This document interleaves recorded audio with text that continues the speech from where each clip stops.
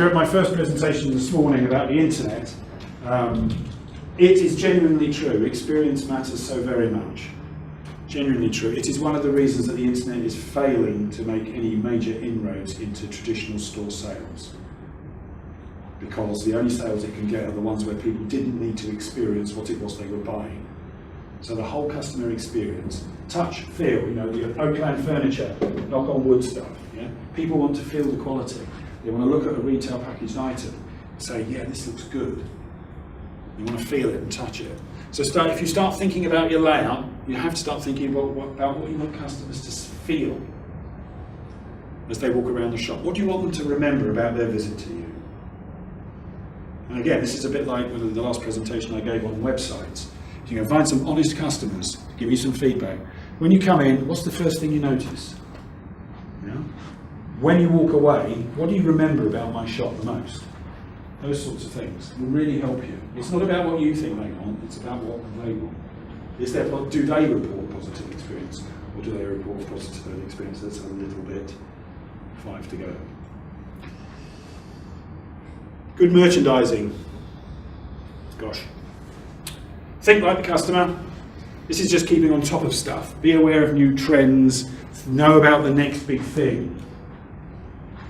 Why? Because customers expect it. Yeah, customers expect it. They become known as the place where people will go. I've heard about this new, what's this? Do you know anything about the new iPhone? There's iPhone 6. You don't necessarily have to have it, but if you're known as the kind of person who's up on their gadgets and gizmos, you're going to get inquiries. People will walk in and ask you about it. Well, whilst I'm here, can I ask you about it? Oops. Window displays matter hugely. Why?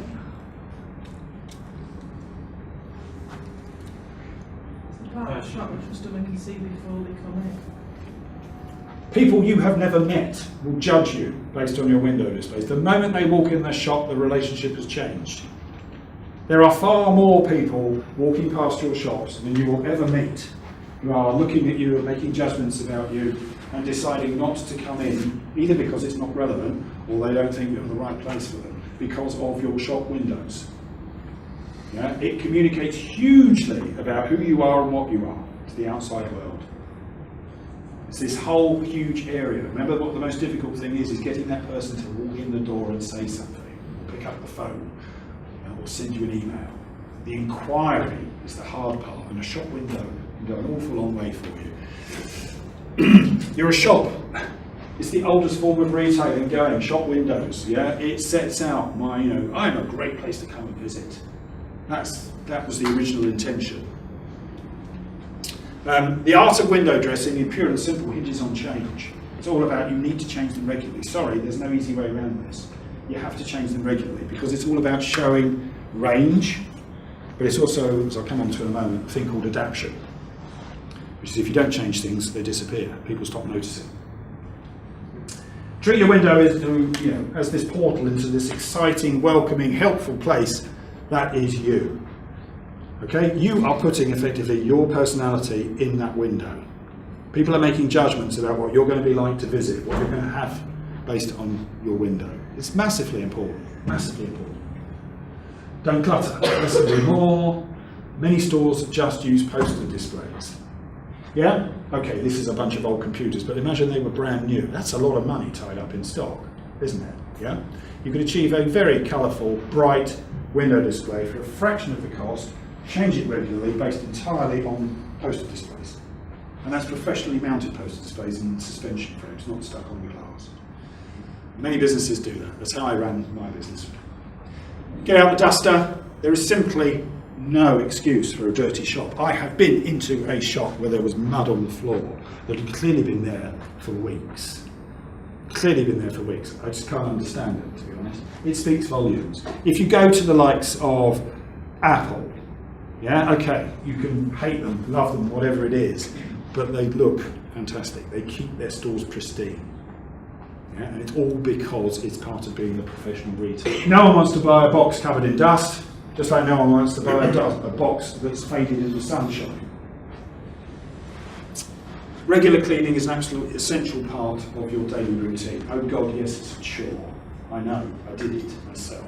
But it's part of being a professional retailer. I go back to that point I made before. I make no apologies for it. If you're going to have a shop, be a retailer. Yeah? Be a retailer. Work out how you can find the time to fit in, keeping the place looking pristine, because it really matters. All displays should be cleaned and straightened daily. Again, I've been in loads of shops where that's clearly not the case. And if you are the place to go, dust shouldn't have the chance to settle. Yeah? It should be that busy, the products are going. So that's how people are going to judge you. Yeah? Aisle ends. Okay, so we spoke about aisles. There you are, you've got your simple shop, you're only that big, you've stuck a table in the middle. The aisle end is the front of that table. Right? Now, the traffic can do one of two things, can't it? It can walk in the door and it can go on the right, or it can walk in the door and go on the left. The bottom line is the aisle end will get everyone's attention, whereas what's on either side won't. Maybe 80% of the traffic goes this way, maybe 20 that way, maybe it's 50-50, but whatever those proportions are, it's not 100%, which is what's on the aisle end. You see it in supermarkets, you walk down the spine of a supermarket with all the aisles coming off. What's on the end of all those aisles? Typically special offers, or certainly stuff that they want to move. If they know, you're going to see it. So they get more footfall, think about what you put on. Kill the black rectangle. I've talked about this before. That's that thing there. Monitors can be moving displays, they can also be static displays. Now you can bring them into your shop. You can have advice on a simple PowerPoint presentation going round. I've known of businesses that pipe through a Twitter feed from a local site on giving travel news into their shop window, this is. And it can be on your latest offers. I know another shop that does that with latest offers. It all provides that, in that instance, it's providing movement in the shop, which again, shop window, which again makes it more attractive. A simple PowerPoint can do an awful lot for you. Adds colour, it can market the monitor, for that matter. Now I know there are issues about whether you want to power up stuff or not. I'm not saying you have to do it, but a black space is not acceptable. Think about just a simple poster. If you don't want to power up your monitors, think about a design of something you might want to put on to fill up that space. Answer common questions with signs. Right, there we go, that's the sign. This is a piece of work I did for a business in Manchester who was just wanting some internal retail signage. What does this do? Well, it does a whole load of things, but one of the simple things it does is describe what the price includes. Simple question, what do I get for my 239 quid, 139 quid? Well, I've answered the major questions. This is what you get, yeah? I've answered other major questions as well. Can I be trusted? How can I pay? Yeah? I've also answered the most obvious question at all, how much is it? That's the most obvious one. What this is all about is the common question stuff. And the biggest one of all is, does it come with batteries? Price everything visibly. Again, pricing must be conspicuous. If people think you're trying to hide the price, what's wrong with it? What's wrong with you? Will everybody ask? Because let's face it, if you go up to somebody and say, how much is it? Oh no, it's rude. So nothing should be on sale without a price. Again, I go into plenty of shops that don't have prices on things. Customers need to know. They need to be able to find out for themselves what it's going to cost, so they can save themselves the embarrassment of asking you and having to say, I can't afford that. Which they are, effectively, even if they don't say that literally. And again, that's, I've just used the same graphic again because the price is fairly obvious. This is adaption. It's a very simple principle. Without change, things disappear. And the classic is a shop window. The classic is the inside of many shops, to be honest. Things aren't moved around, they cease to exist. I came in here and there was that red thing over there, it's still here again. I don't know what it is, doesn't matter, I'm not interested. I walk in, that red thing's gone, it's blue, what is it? That's the point. What customers see this time won't be the same as last. Something new sparks their curiosity. We're going to run to time on this one. When to change displays? Saturdays are often peak.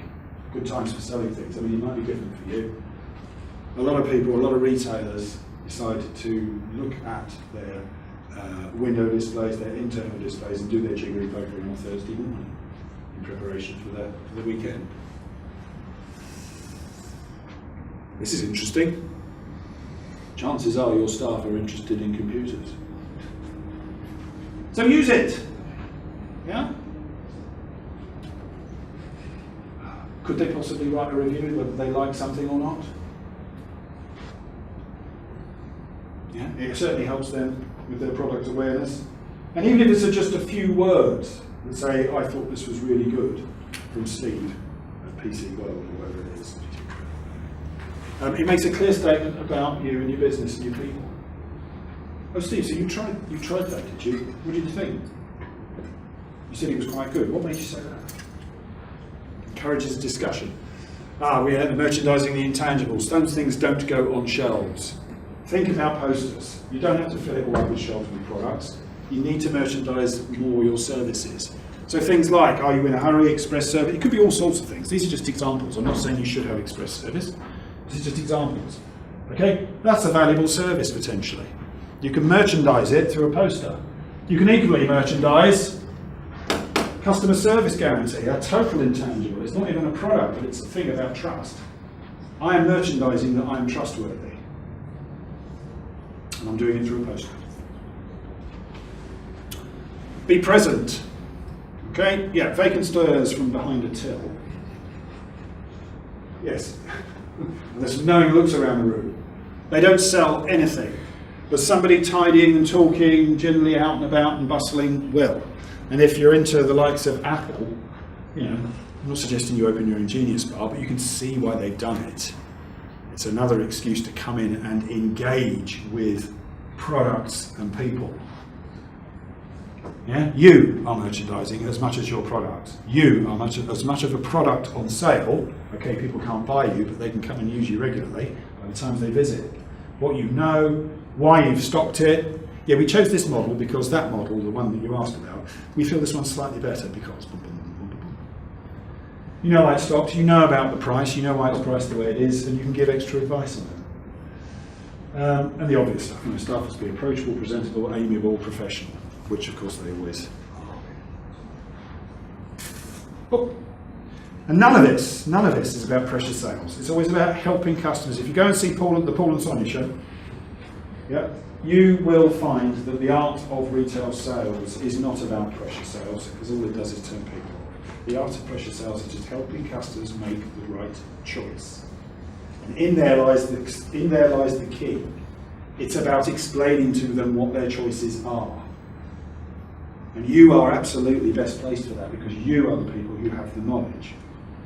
Yeah? I don't carry this in stock, and I don't because this is the model I recommend, and this is why. You know, if you like the other model, I'm afraid I don't have it. I would recommend you go to such and such. But quite honestly, given what you've said, I feel this is best for you. But that's not pressure sales.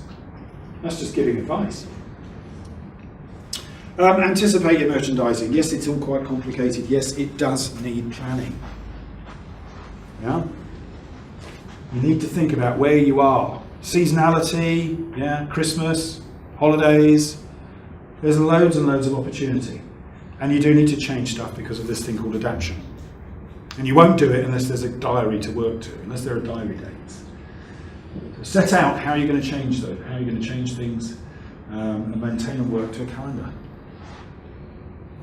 And that could start from tomorrow. Yeah?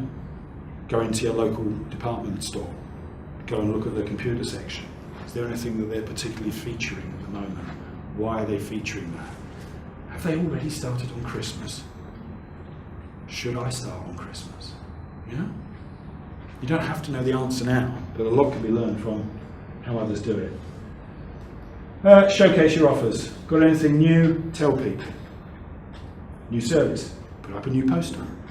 New products, give them dedicated space. That's what showcasing is about. Yeah, the moment you isolate something on that little table, if you put one item, you've made it look special. You have showcased it. Yeah? And I showcased it because it's new to me, and I want you to see it because it's special. That's what showcasing is about. Don't hide your offers, make a fuss of them. We're nearly there. I told you this would be a gallop. There's so much to it. The thing with all things in life, all our experiences, is failure always weighs far more than success. Yeah? If something didn't work, you always remember it more than things that did. Yeah? And the issue here is just simply about planning, keeping notes, making records. If you decide to display something in a particular way and it didn't work, rather than just consign it to the bin, try and work out why. Because quite often the difference between success and failure can be really very slight. So it might be as simple as just asking a customer, that display I've got of those items there, what do you think of it? Well, it would be better if suddenly you're there. So, bit of a run, wasn't it? Be the place to go. Think about your layout. Think about how you present individual products. Plan. And anticipate by having a plan, and plan as much as keep notes. Yeah? Work out what works and what doesn't work. Build that into your cycle. Yeah? Pop it in your diary.